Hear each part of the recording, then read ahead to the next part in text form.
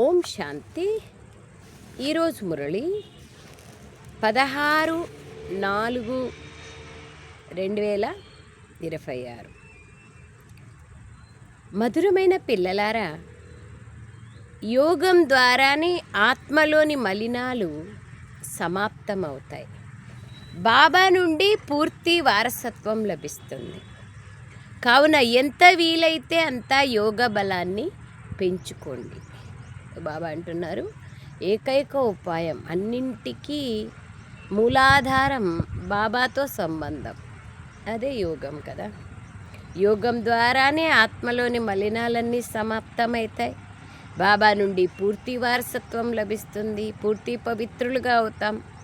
కావున ఎంత వీలైతే అంత యోగ బలాన్ని జమ చేసుకోవాలి. యోగ బలానికి ఆధారం జ్ఞాన బలం. ఎంతెంత జ్ఞానంలో లోతుగా పోతామో అంత యోగ బలం జమ అవుతుంది. ప్రశ్న: దేవీ దేవతల కర్మలు శ్రేష్టంగా ఉండేవి, ఇప్పుడు అందరి కర్మలు భ్రష్టంగా ఎందుకున్నాయి? తన స్వధర్మాన్ని మర్చిపోయినారు, పవిత్రతని మర్చిపోయినారు, తద్వారా ధర్మభ్రష్టంగా కర్మభ్రష్టంగా అయిపోయినారు. జవాబు: ఎందుకంటే తమ నిజ ధర్మాన్ని మర్చిపోయారు. ధర్మం అంటే ధారణ. అక్కడేం చేసినారు? హిందూ ధర్మం, ముస్లిం ధర్మం, అట్లా భౌతికమైన ధర్మాన్ని ఆలోచించినారు. ధర్మం అంటే ధారణ, ప్రాక్టికల్ యాటిట్యూడ్, నిజమైన జీవితంలో ఆచరణ. ధర్మాన్ని మర్చిపోయిన కారణంగానే ఏ కర్మలైతే చేస్తున్నారో అవి భ్రష్ట కర్మలుగా అయిపోతున్నాయి. బాబా మీకు మీ సత్యధర్మం యొక్క పరిచయాన్ని ఇస్తున్నారు. అలాగే మొత్తం ప్రపంచం యొక్క హిస్టరీ, జాగ్రఫీని వినిపిస్తున్నారు. అది మీరు అందరికీ వినిపించాలి. బాబా యొక్క సత్య పరిచయాన్ని వినిపించాలి. ఏ ధర్మస్థులైనా సరే బాబా యొక్క భగవంతుడు ఒక్కడే అనేటువంటి సత్య పరిచయాన్ని వినిపించాలి. పాట: ఓ ప్రాణి, మనస్సు అనే దర్పణంలో నీ ముఖాన్ని చూసుకో. పుణ్యం ఎంత చేశావు, పాపం ఎంత చేశావు, నీ మనస్సు అనే దర్పణంలో నువ్వు నిన్ను చూసుకో. ఎన్ని మచ్చలు జీవితంలో ఉన్నాయి అనేది చూసుకో అని హిందీలో పాట ఉంది. ఓం శాంతి. ఓం శాంతి. బాబా ఈ మాటలు ఎవరితో అన్నారు? బాబా ఏ పిల్లలనైతే పతితుల నుండి పావనులుగా చేస్తున్నారో ఆ పిల్లలతో అన్నారు. దేవీ దేవతలుగా ఉన్న భారతవాసులైన మనం ఇప్పుడు 84 జన్మల చక్రాన్ని తిరిగి సతోప్రధానుల నుండి రజోతమో ప్రధానులుగా అయిపోయాం. ఇప్పుడు మళ్ళీ పతితులను పావనంగా తయారు చేసే తండ్రి, నేను ఎంతవరకు పుణ్యాత్మగా అయ్యాను అని మీ హృదయాన్ని ప్రశ్నించుకోండి అని అంటున్నారు. మీరు సత్వప్రధానమైన పవిత్రాత్మగా ఉన్నారు. అప్పుడు ప్రారంభంలో మీరిక్కడ దేవీ దేవతలుగా పిలువబడేవారు. ప్రారంభంలో దానినే ఆది సనాతన దేవీ దేవతా ధర్మం అంటారు. ఇప్పుడు భారతవాసులు ఎవరు తమని తాము దేవీ దేవతా ధర్మంగా పిలుచుకోవడం లేదు. గుణాలే లేనప్పుడు మరి ఆ ధర్మానికి చెందిన వారమని ఎలా పిలుచుకుంటారు? నిజానికి హిందూ ధర్మం అనేదే లేదు. హైందవ దేశంలో ఉన్నందుకు హిందూ ధర్మం, సనాతన ధర్మం లేదా ఆది సనాతన దేవీ దేవత ధర్మం ఉండింది. బాబా అంటున్నారు, సత్యుగంలో దేవతలు పవిత్రంగా ఉండేవారు. పవిత్ర ప్రవృత్తి మార్గం ఉండేది. యథా రాజారాణి తథా ప్రజ, అందరూ పవిత్రంగా ఉంటారు. మీరు పవిత్ర ప్రవృత్తి మార్గం వారు. ఆది సనాతన దేవీ దేవతా ధర్మానికి చెందినవారు. దానిని స్వర్గము అంటారు, హెవెన్ అంటారు, జన్నత్ అంటారు. అనేక ధర్మాల్లో అనేక పేర్లతో పిలుస్తారు. భారతవాసులకి గుర్తు చేపిస్తున్నారు బాబా. అక్కడ ఒకే ధర్మం ఉంటుంది, అన్నింటిలో ఐకమత్యం ఉంటుంది, అన్నింటిలో బేహద్దు ఉంటుంది, హద్దు ఉండదు. మొదటి నంబర్ మహారాజా మహారాణి లక్ష్మీనారాయణులు, వారి వంశం కూడా ఉంటుంది. భారతదేశం చాలా సుసంపన్నంగా ఉండేది. అది సత్యుగం. ఆ తర్వాత త్రేతాయుగంలోకి వచ్చారు. అప్పుడు కూడా పూజ్య దేవీ దేవతలుగానే పిలువబడేవారు. అలాగే దాన్ని క్షత్రియ రామరాజ్యం అంటారు. లక్ష్మీనారాయణల రాజ్యం అయితే సత్యుగం, త్రేతాయుగం సీతారాముల రాజ్యం. వారి వంశం కూడా నడుస్తుంది. 1250 సంవత్సరాలంటే లక్ష్మీనారాయణలు 8 వంశాలు, మరియు సీతారాములు 12 వంశాలు నడుస్తాయి. భారతదేశం చాలా సుసంపన్నంగా ఉండేది. బాబా అంటున్నారు, సత్యుగం నుండి త్రేతాయుగంలోకి వచ్చారు. అప్పుడు కూడా పూజ్య దేవీ దేవతలుగానే పిలువబడతారు. సెమీ స్వర్గం కదా త్రేతాయుగం. అలాగే దాన్ని క్షత్రియ రాజ్యం అని కూడా అంటారు. అది లక్ష్మీనారాయణల రాజ్యం, ఇది సీతారాముల రాజ్యం. వారి వంశం నడుస్తుంది. క్రిస్టియన్లలో ఏ విధంగా ఎడ్వర్డ్ ది ఫస్ట్, సెకండ్ ఆ విధంగా వారి వంశం నడుస్తుందో అలాగే భారతదేశంలో కూడా ఉండేది. ఇది 5000 సంవత్సరాల విషయం. అనగా 5000 సంవత్సరాల క్రితం భారతదేశంలో లక్ష్మీనారాయణల దేవతల రాజ్యం ఉండేది. కానీ వారు ఈ రాజ్యాన్ని ఎప్పుడు పొందారో ఎలా పొందారో ఎవరికీ తెలియదు. ఆ సూర్యవంశ రాజ్యమే మళ్ళీ చంద్రవంశంలోకి వచ్చింది. ఎందుకంటే పునర్జన్మలు తీసుకుంటూ మెట్లు దిగాల్సి ఉంటుంది. భారతదేశం యొక్క చరిత్ర భూగోళాల గురించి ఎవరికీ తెలియదు. తండ్రి రచయిత అయినట్లయితే తప్పకుండా సత్యుగ కొత్త ప్రపంచాన్నే రచిస్తారు కదా. పిల్లలారా, మీరు నేటికి 5000 సంవత్సరాల క్రితం స్వర్గంలో ఉండేవారు. బాబా గుర్తు చేపిస్తున్నారు. పదే రోజు గుర్తు చేపిస్తే ఏమవుతుంది? ఆ శబ్దం పక్కా అయిపోతుంది కదా. ఈ భారతదేశం స్వర్గంగా ఉండేది, ఇప్పుడు నరకంలోకి వచ్చింది. ప్రపంచానికి ఈ ప్రపంచ హిస్టరీ జియోగ్రఫీల గురించి తెలియదు. వారికి అసంపూర్ణమైన చివరిలోని హిస్టరీ మాత్రమే తెలుసు. ఒక 500, 1000 సంవత్సరాలు, 1500 సంవత్సరాల హిస్టరీ మాత్రమే తెలుసు. సత్యత్రేతాయుగాల హిస్టరీ జియోగ్రఫీ గురించి ఎవరికీ తెలియదు. జియోగ్రఫీ అంటే ప్రకృతి, అక్కడ ఉన్నటువంటి పంచతత్వాలు. ఋషులు మునులు కూడా తమకు రచయిత మరియు రచన యొక్క ఆది మధ్యాంత జ్ఞానం తెలియదని చెప్తూ వచ్చారు. ఎవరికైనా అది ఎలా తెలుస్తుంది? బాబా కేవలం మీకే వచ్చి అర్థం చేయిస్తారు. ఫస్ట్ తన పరిచయాన్ని ఇస్తారు, మనకి మనం ఎవరనేది తెలియచేసిన తర్వాత మళ్ళీ అన్ని రహస్యాలు తెలియచేస్తారు. శివబాబా భారతదేశంలోనే దివ్య జన్మ తీసుకుంటారు. అదే శివ జయంతి పండుగగా జరుపుకుంటారు. శివ జయంతి తర్వాత గీతా జయంతి జరగాలి. అలాగే దాంతోపాటు శ్రీకృష్ణ జయంతి కూడా. గీత ద్వారా శ్రీకృష్ణుడు జన్మిస్తారు. ఈ జయంతి రహస్యాన్ని గురించి భారతదేశ వాసులకు తెలియదు. శివ జయంతిని ఆచరిస్తారు, కానీ ఎప్పుడు జరిగింది, ఎలా జరిగింది అనే విషయం ఎవరికీ తెలియదు. బుద్ధ జయంతి, క్రీస్తు జయంతి ఎప్పుడు జరిగిందో ఇతర ధర్మాల గురించి వెంటనే చెప్తారు. శివ జయంతి ఎప్పుడు జరిగిందని భారతవాసులను అడగండి, ఎవ్వరూ చెప్పలేరు. శివుడు భారతదేశంలోనే వచ్చారు. వచ్చి ఏం చేశారు ఎవరికీ తెలియదు. ఏదో గొప్ప కర్తవ్యం చేసి ఉంటారు కదా. అది ఏం చేశారు? నరకాన్ని స్వర్గంగా మార్చారు, పతితులను పావనంగా చేశారు, తమోప్రధానుల్ని సత్వప్రధానంగా చేశారు. ఇది ఎవరికి తెలియదు. శివుడు సర్వాత్మలకు తండ్రి. ఆత్మ వినాశం కాదు. ఆత్మ ఒక శరీరాన్ని వదిలి మరొక శరీరాన్ని ధరిస్తుంది. ఇది 84 జన్మల చక్రం. శాస్త్రాల్లో 84 లక్షల జన్మలు రాసేసినారు. బాబా వచ్చి సత్యాన్ని తెలియచేస్తారు.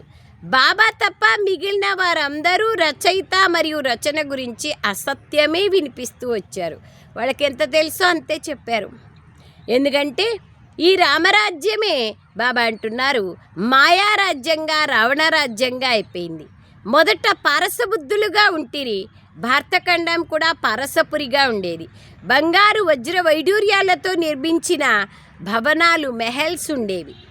బాబా కూర్చొని రచయిత మరియు రచనల ఆది మధ్యాంత రహస్యాలను తెలిపిస్తున్నారు. బాబా అంటున్నారు, ప్రపంచం యొక్క హిస్టరీ జాగ్రఫీలు మీరు ఇప్పుడు తెలుసుకున్నారు. మేమే ఒకప్పుడు భారతదేశంలో దేవీ దేవతలుగా ఉన్నామని, ఇప్పుడు నిరుపేదలుగా అయ్యామని మీరు తెలుసుకున్నారు. బాబా అంటున్నారు, వజ్ర వైడూర్యాలతో నిర్మించిన భవనాలు ఉండేవి. బాబా కూర్చొని రచయిత మరియు రచనల యొక్క ఆది మధ్యాంత రహస్యాలను అనగా ప్రపంచం యొక్క హిస్టరీ జియోగ్రఫీలను తెలిపిస్తున్నారు. మేమే ఒకప్పుడు ప్రారంభంలో దేవీ దేవతలుగా ఉన్నామని, ఇప్పుడు పతితులుగా, నిర్పేదలుగా, ధర్మభ్రష్టులుగా అయిపోయామని, మా ధర్మాన్నే మర్చిపోయామని భారతవాసులకు తెలియదు.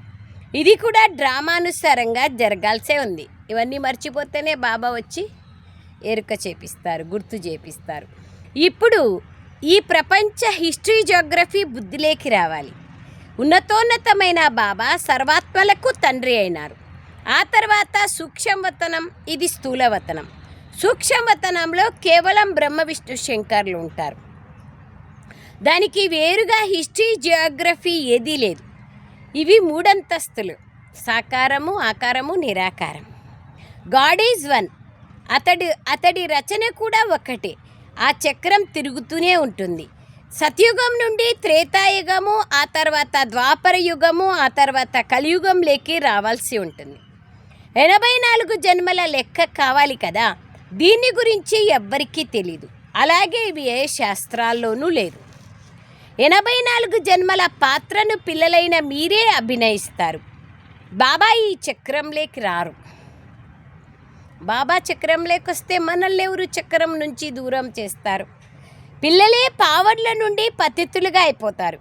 కావుననే బాబా వచ్చి మిమ్మల్ని మళ్ళీ పావనంగా తయారు చేసేందుకు వస్తారు. అందరూ ఒక్కరినే పిలుస్తూ ఉంటారు. రావణ రాజ్యంలో దుఃఖితులుగా ఉన్న కారణంగా అందరినీ విముక్తులను చేయండి తండ్రి అని పిలుస్తారు. మళ్ళీ రామరాజ్యంలోకి తీసుకెళ్ళండి అంటారు. అర్ధకల్పం రామరాజ్యం, అర్ధకల్పం రావణ రాజ్యం. పావనులుగా ఉన్న భారతవాసులే పతితులుగా అయిపోయారు. వామార్గంలోకి వెళ్ళడం వలన పతితులుగా అవ్వడం మొదలు పెడతారు. భక్తి మార్గం ప్రారంభమవుతుంది. ఇప్పుడు పిల్లలైన మీకు జ్ఞానం వినిపించడం జరుగుతుంది. దీని ద్వారా అర్ధకల్పం 21 జన్మల వరకు మీరు సుఖం యొక్క వారసత్వాన్ని పొందుతారు. అర్ధకల్పం జ్ఞానం ప్రాలబ్ధం నడుస్తుంది. ఆ తర్వాత రావణ రాజ్యం ప్రారంభమవుతుంది. బాబా ఎట్లా కథలాగా చెప్తున్నారు చూడండి. ఎన్నిసార్లు చెప్తారు ఇదే విషయాన్ని. అయినా మర్చిపోతాము, అయినా మనం గుర్తు చేసుకోలేము. ప్లస్ ఆ స్వరూపంలో ఉండలేము. మనమే అట్లా ఉంటిమి, మనమే అయినాము, మళ్ళీ ఇప్పుడు తిరిగి మనమే కావాలి అని ఎంత యథార్థంగా బాబా చెప్పినా మనలో మనకి అంత విశ్వాసం రాదు. అందుకోసమే బాబా పదే పదే స్మరించి సుఖాన్ని పొందండి, స్మృతి చేసి స్వరూపాన్ని అనుభవం చెయ్యండి అని బాబా పదే పదే చెప్తుంటారు. దానికే బాబా అంటున్నారు, అర్ధకల్పం జ్ఞాన ప్రాలబ్ధం నడుస్తుంది.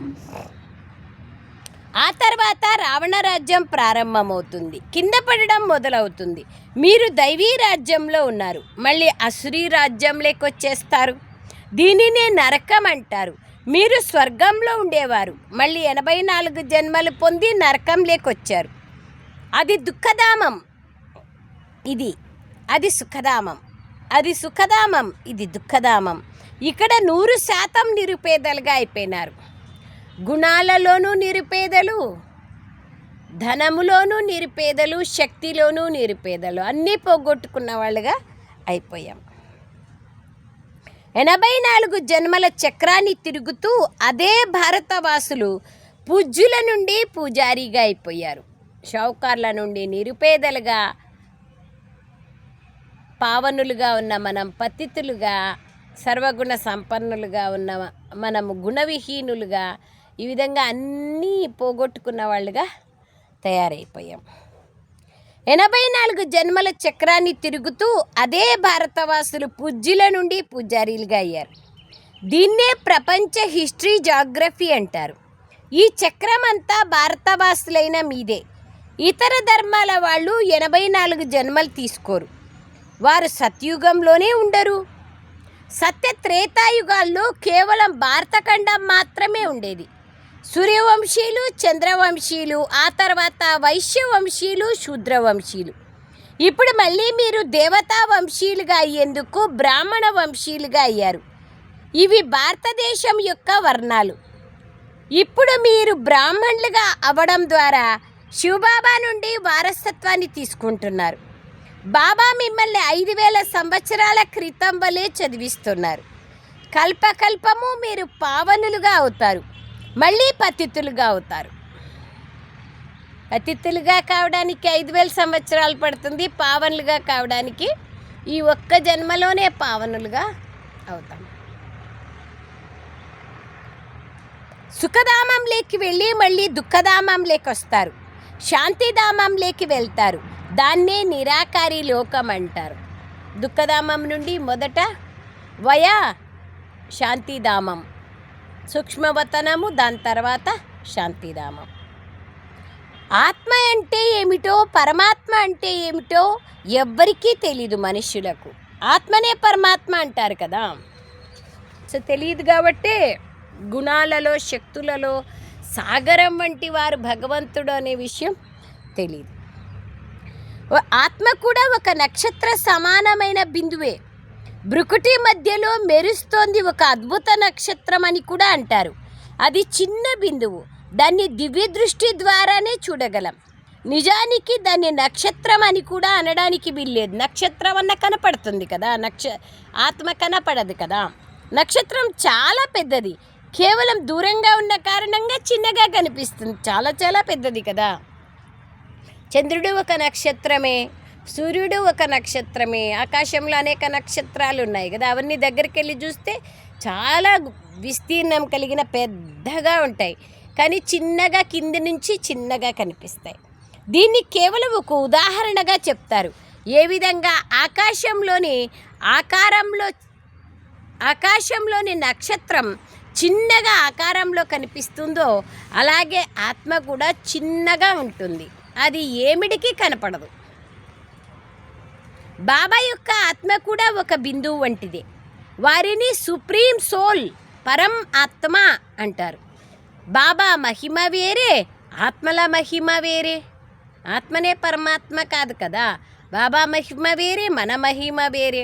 మనం అన్నింటిలోనూ స్వరూపం. బాబా అయితే సాగర్లు. అందుకే బాబా అంటారు, నేను మనుష్య సృష్టి రూపే వృక్షానికి బీజరూపుణ్ణి. దీని కారణంగానే జ్ఞానం నాలో ఉంది. ఇప్పుడు మీ ఆత్మకి కూడా జ్ఞానం లభిస్తుంది. ఆత్మయే జ్ఞానాన్ని గ్రహిస్తోంది. ఇంత చిన్నని బిందువులో 84 జన్మల పాత్ర నిండి ఉంది. అది అవినాశిగా ఉంది. మీరు 84 జన్మల చక్రాన్ని తిరుగుతూ వచ్చారు. ఇది ఎప్పుడూ అంతమవ్వదు. దేవతలుగా ఉన్నారు, దైత్యులుగా అయ్యారు, రాక్షసులుగా. అసురీ గుణాలంటే రాక్షసులే కదా. మళ్ళీ దేవతలుగా అవ్వాలి. ఈ చక్రం అలా నడుస్తూ వచ్చింది. మిగిలినవన్నీ శాఖలు మాత్రమే. ఇస్లాములు, బౌద్ధులు మొదలైన వారు ఎవ్వరూ 84 జన్మలు తీసుకోరు. ఇదే సత్యుగి భారతఖండం ధర్మయుక్తంగా సుసంపన్నంగా ఉండేది. మళ్ళీ 84 జన్మలు తీసుకొని వికారీలుగా అయ్యారు. ఇప్పుడు ఇది విషయ వికారీ ప్రపంచం. అందుకే అనేక విషయ వికార మిఠావో ప్రభు అని భగవంతుణ్ణి పాట పాడుతూ వస్తాం. కానీ తెలీదు ఎట్లా దూరం చేస్తారు, ఎట్లా దూరం అయిపోతాయి అని. ధర్మయుక్తంగా సుసంపన్నంగా ఉండేవి. ఇస్లాములు, బౌద్ధులు మొదలైన వారు 84 జన్మలు తీసుకోరు. ఇప్పుడు ఇది విషయ వికార ప్రపంచం. 5000 సంవత్సరాల క్రితం పవిత్రత ఉండేది. పవిత్రత ఎక్కడ ఉంటే అక్కడ సుఖము, శాంతి ఆటోమేటిక్గా ఉంటుంది కదా. పవిత్రత సుఖశాంతులకు జనని. అలాగే సుఖము కూడా ఉండేది. బాబా పిల్లలకు గుర్తు చేయిస్తున్నారు, ముఖ్యమైనది పవిత్రత. కావుననే వికారులను నిర్వికారులుగా తయారు చేసే భగవంతుడా రాండి అని భగవంతుని పిలుస్తూ వచ్చాం. సద్గతినిచ్చేది కూడా బాబానే. కావుననే వారే సద్గురువు అయినారు. ఇప్పుడు మీరు బాబా ద్వారా బెగ్గర్ నుండి ప్రిన్స్గా అవుతున్నారు. వేడుకునే వారి నుండి కోటీశ్వర్లుగా, పదమాపదంపతిగా అవుతున్నారు.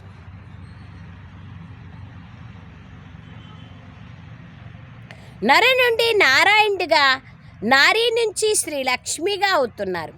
మీరు ఈ యోగం ద్వారానే అలా అవుతారు. ఇదే రాజయోగం, రాజులుగా అయ్యే రాజయోగం. స్వయం పైన రాజ్యం చేసి తర్వాత భవిష్య విశ్వరాజ్యాధికారం. భారతదేశానికే ఇప్పుడు బాబా ద్వారా రాజ్యం లభిస్తుంది. ఆత్మనే 84 జన్మలు తీసుకుంటుంది. ఆత్మనే ఈ శరీరం ద్వారా చదువుతోంది. శరీరం చదవదు. ఆత్మ సంస్కారాలను తనతో పాటు తీసుకెళ్తుంది. ఆత్మనైనా నేను ఈ శరీరం ద్వారా చదువుతున్నాను. దీనినే ఆత్మాభిమాని స్థితి అంటారు.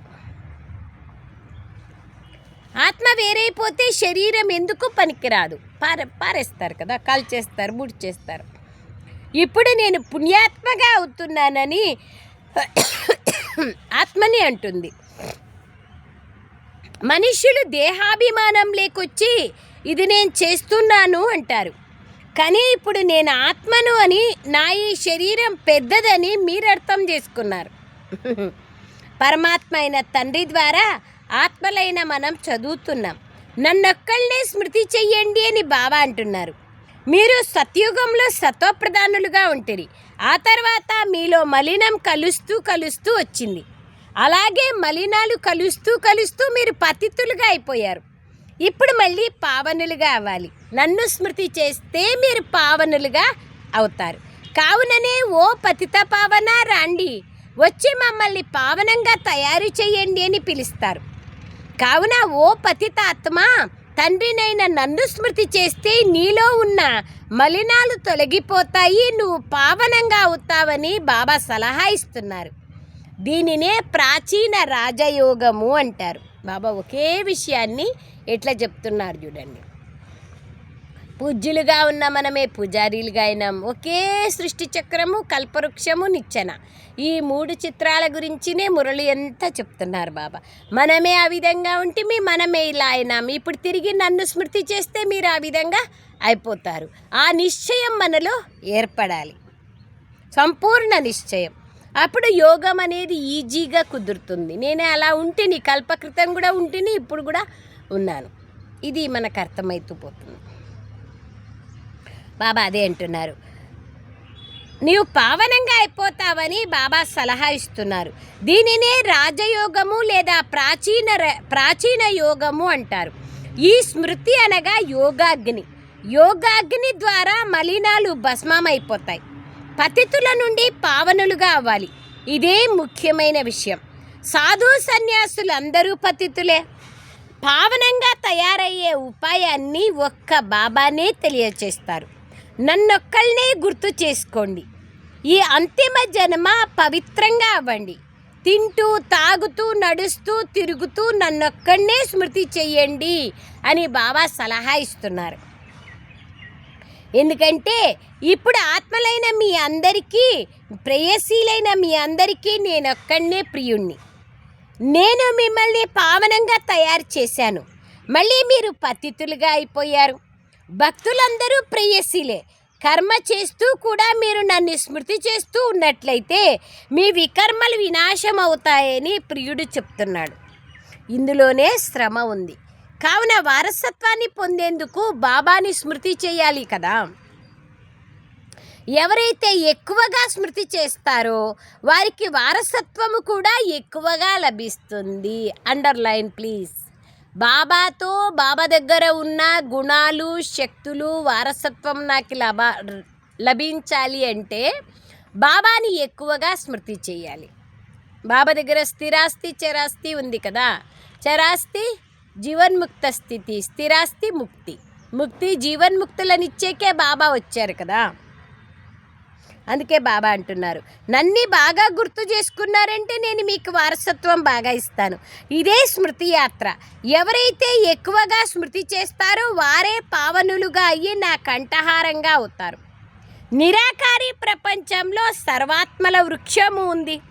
దీనిని నిరాకారి వృక్షము అంటారు. ఇక్కడ కింద ఉండేది సాకారి వృక్షం. నిరాకారి ప్రపంచం నుండి అందరూ సాకారిగా కిందికి రావాల్సే ఉంటుంది, నంబర్ వారుగా అలా వస్తూనే ఉంటారు. వృక్షం ఎంత పెద్దది, కల్పవృక్షం. ఆత్మ పాత్రను అభినయించేందుకు ఇక్కడికి వస్తుంది. ఆత్మలందరూ ఈ డ్రామాలోని పాత్రధారులే. ఆత్మ వినాశం కాదు, అందులోని పాత్ర కూడా వినాశం కాదు. ఎంత బాగుంటుంది అసలు. దీన్ని యథార్థంగా అర్థం చేసుకుంటే అతీంద్రియ ఆనందం, అనంతమైన సుఖం లభిస్తుంది, ఆంతరంగిక శాంతి లభిస్తుంది. ప్రతి ఆత్మ పాత్రధారి అయింది. ఆత్మలోని పాత్ర అవినాశి, ఆత్మ అవినాశి, డ్రామా కూడా అవినాశి. ఎప్పుడు ఇవన్నీ విషయాలు తెలుసుకుంటామో దేని గురించి మనము ఆలోచించాం. అందులోని పాత్ర కూడా వినాశం కాదు. డ్రామా ఎప్పుడు తయారైందో చెప్పలేం, ఇది నడుస్తూనే ఉంటుంది. భారతవాసులు మొట్టమొదట సుఖంలో ఉండేవారు, మళ్ళీ దుఃఖంలోకొచ్చారు, మళ్ళీ శాంతిధామంలోకి వెళ్ళాలి, మళ్ళీ బాబా సుఖధామంలోకి పంపించేస్తారు. అక్కడే ఉంచుకోరు. ఎవరికైతే మోక్షం కావాలంటారో, మోక్షం కావాలన్న వాళ్ళకి బాబా ఒక జన్మ మోక్షాన్ని ఇస్తారు. ఒక జన్మ ప్రపంచంలోకి జనన మరణ చక్రాల్లోకి రావాలంటారు. ఇంకా మిగతా సమయం అంతా పరంధామంలోనే ఉండొచ్చు. అందులో బాబా అంటారు, ఎవరెంత పురుషార్థం చేసి ఉన్నత పదవిని పొందితే అంత బాబా రాజ్యస్థాపన చేస్తున్నారు. ఎంత ఉన్నత పదవిని పొందితే అంత, ఎంత పురుషార్థం చేస్తే అంత ఉన్నత పదవి. బాబా రాజ్యధాని స్థాపన చేస్తున్నారు, లేదా రాజ్యం యొక్క స్థాపన చేస్తున్నారు. అందులో పురుషార్థం అనుసారంగానే రాజ్య పదవి లభిస్తుంది. ఇంకా అన్యథా శరణం నాస్తి త్వమేవ శరణం మమ. బాబా కూడా ఏమీ చేయలేరు మనం పురుషార్థం చేయకపోతే.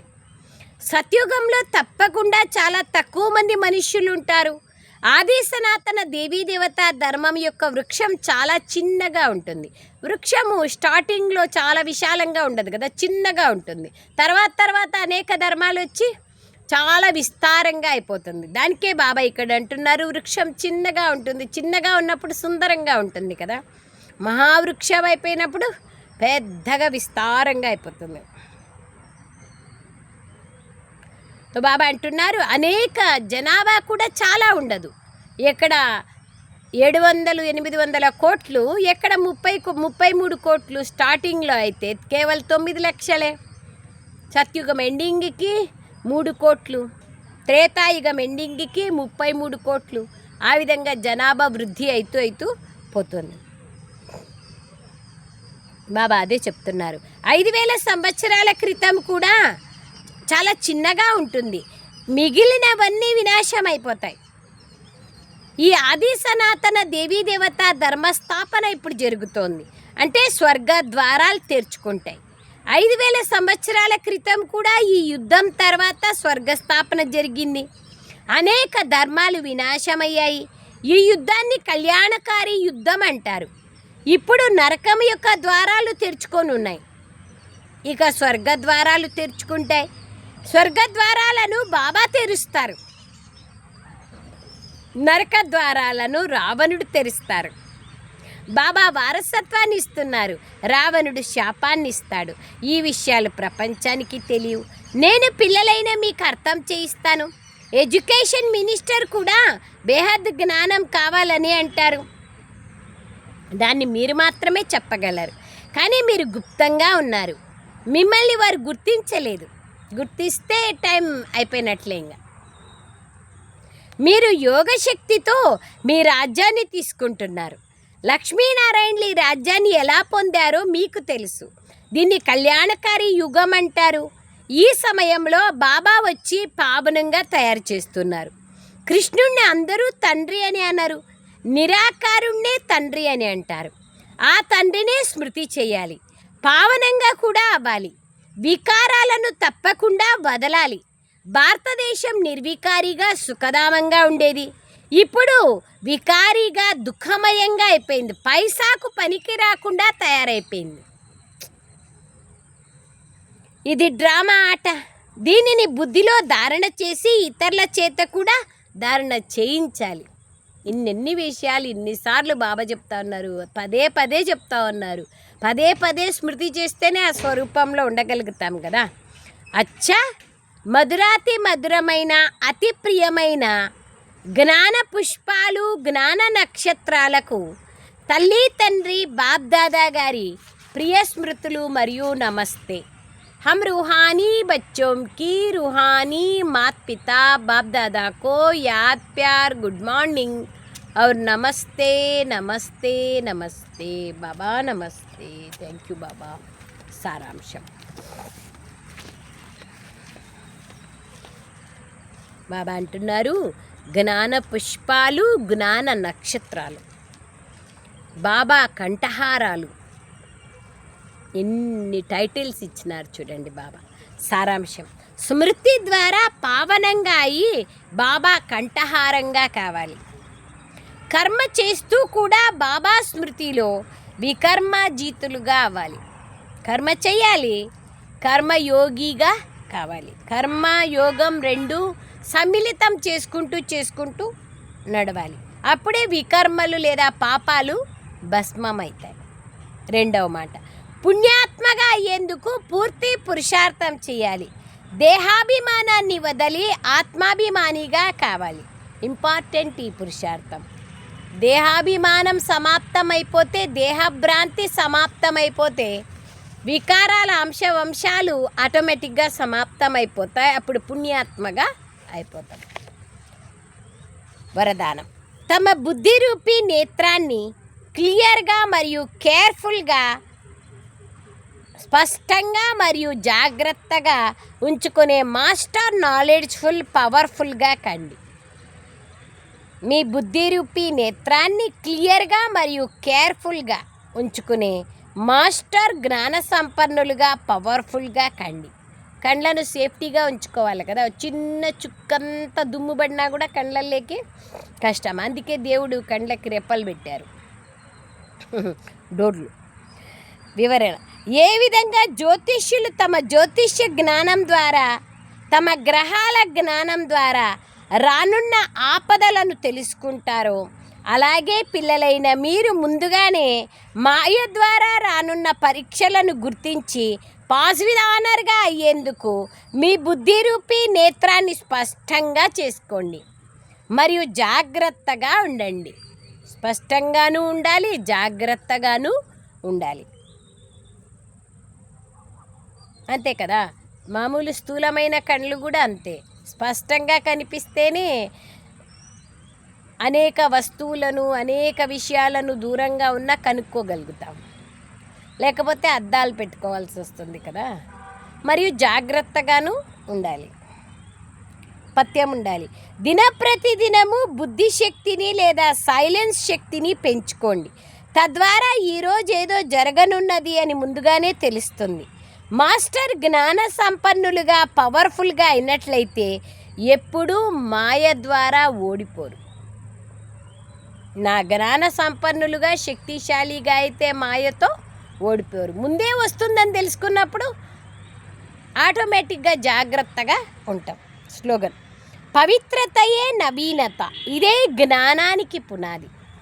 బాబా యొక్క జ్ఞానం యొక్క విశేషతనే పవిత్రత కదా. పవిత్రతనే జ్ఞానానికి పునాది. జ్ఞాన ధారణ జరగాలంటే పవిత్రత అతి అవసరం. అవ్యక్త సూచన: మహానులుగా అయ్యేందుకు మధురత మరియు నమ్రత గుణాలను ధారణ చెయ్యండి. మహానులుగా కావాలంటే అంతే కదా. వివరణ: ఈరోజుటి విషయం: పిల్లలైన మీ నడవడికలలో మధురత మరియు మనస్సులో బేహద్దు వైరాగ్య వృత్తి ఉండాలి. మధురత, మనస్సులో బేహద్ వైరాగ్య వృత్తి ఉండాలి. రెండింటి స్మృతి ఉంటే పాస్విద్ ఆనర్గా అవుతారు. నడవడికల్లో మధురత, మనసులో వైరాగ్యం. మనసులో వైరాగ్యం ఉంటే ఆటోమేటిక్గా నడవడికల్లో మధురత ఉంటుంది. అప్పుడే పాస్ విత్ ఆనర్గా, గౌరవార్థంగా పాస్ అవుతారు. మధురత మరియు నమ్రత, ఈ రెండు విశేష ధారణల ద్వారా సదా విశ్వ కళ్యాణకారులు, మహాదానులు, వరదానీలుగా అవుతారు. మరియు సహజంగానే స్నేహానికి రుజువును ఇవ్వగలరు. బాబా పట్ల ఏదైతే స్నేహం ఉందో దానికి రుజువుని ఇవ్వాలి అంటే బాబా సమానంగా కావాలి. అచ్చా. Om Shanti. Thank you Baba, thank you.